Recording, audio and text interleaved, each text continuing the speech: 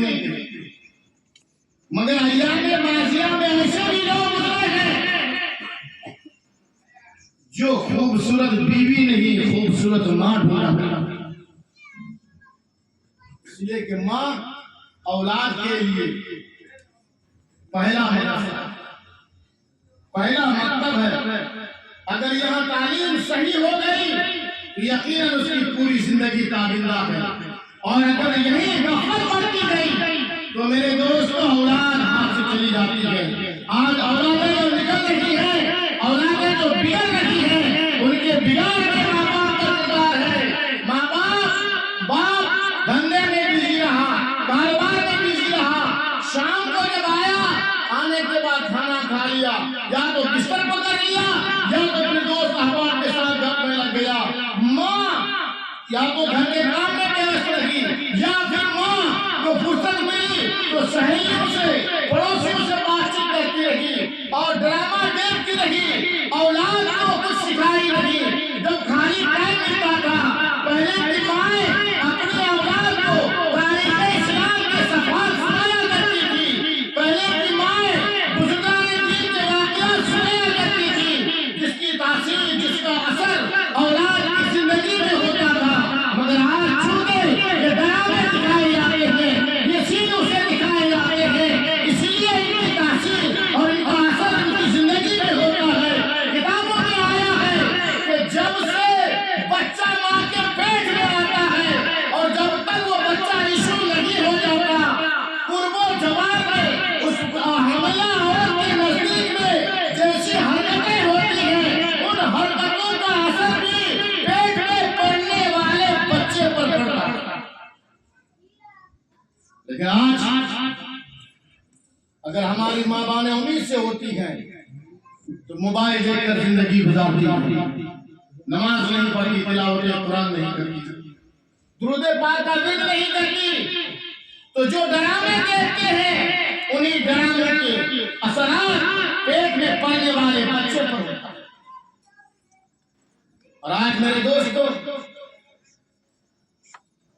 चूंकि इसको मॉडर्न जमाना कहा जाता है, बहुत मॉडर्न जमाना है।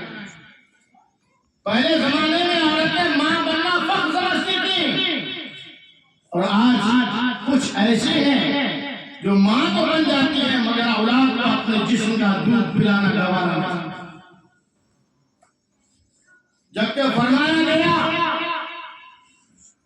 कि औरत जब अपना दूध अपने बच्चे को पिलाती है, जब एक घोंट दूध बच्चा पीता है तो उसे एक घोंट दूध पिलाना बच्चे को गोया कि एक बेजान के जान अदा करना, इतना बड़ा सवाल उस औरत को दिया जाता है जो अपना दूध अपने औलाद ना पिलाती। और चूंकि ये साइंसी दौर है, टेक्नोलॉजी दौर है, साइंस वालों ने रिसर्च किया है कि जो अपने औलाद को 2 बरस तक अपना दूध पिलाती है, उन औरतों को सीने का कैंसर होता है, और जो 2 साल तक अपने औलाद को अपने सीने का दूध नहीं पिलाती, उनमें अक्सर औरतें सीना के कैंसर का शिकार होती हैं। मेरे दोस्तों, आगे सिर्फ मुख्तसर सा एक वाक़या आपके सामने पेश करूं कि माँ का किरदार अपने औलाद की जिंदगी पे कितना असर छोड़ता है। आपने बाबा फरीदुद्दीन शकरगंज का नाम सुना होगा। सिलसिले चिश्तिया की तारीख में अगर बाबा फरीदुद्दीन का जिक्र ना हो तो तारीख अधूरी है। इतनी अजीम शख्सियत के मालिक आपकी उठती हुई जवानी का आलम है। आप पीर की तलाश में थी। पीर मुरीदी का ये सिलसिला इंसान की आक़िबत के लिए बहुत बेहतर है, इसलिए कि जब इंसान मुरीद हो जाता है तो खुदा तक वस्ल उसका करीब हो जाता है, खुदा तक जल्द उसकी पहुंच हो जाती है। मगर पीर होना चाहिए, पीर साहब यानी अल्लाह वाले, रोशन ज़मीर होनी चाहिए। तो पीर साहब की तलाश में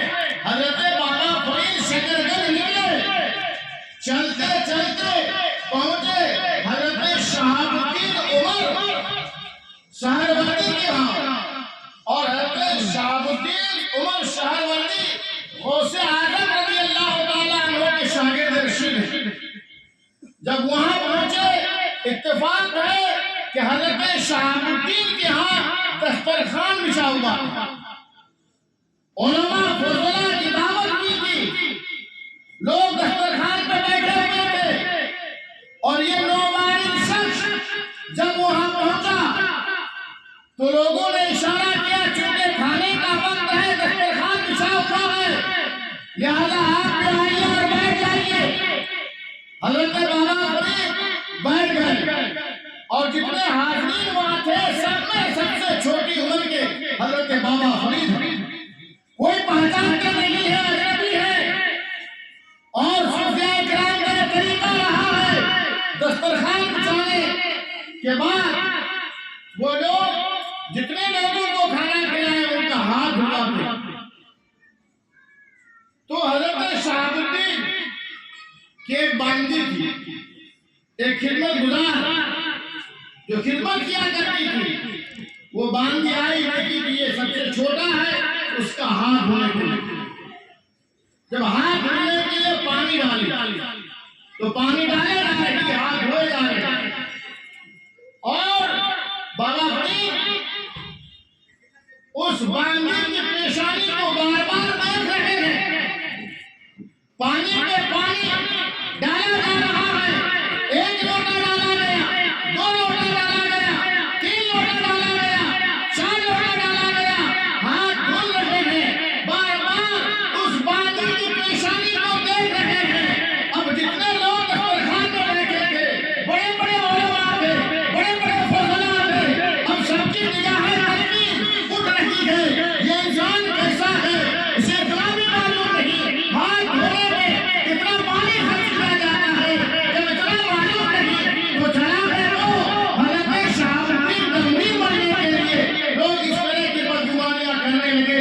हजरत शेख शहाबुद्दीन आपने देखा कभी कभी उस बच्चे की तरफ आप देख रहे थे, कभी दूसरी तरफ देख रहे थे, क्योंकि आपके अंदर कष्ट था, आप जान चुके थे कि आने वाला बच्चा जो पानी खर्च कर रहा है, इतना क्यों कर रहा है, लेकिन आप कुछ बोलते नहीं थे, यहाँ तक कि लोगों के दरमियान बदगुमानी पैदा हो गई।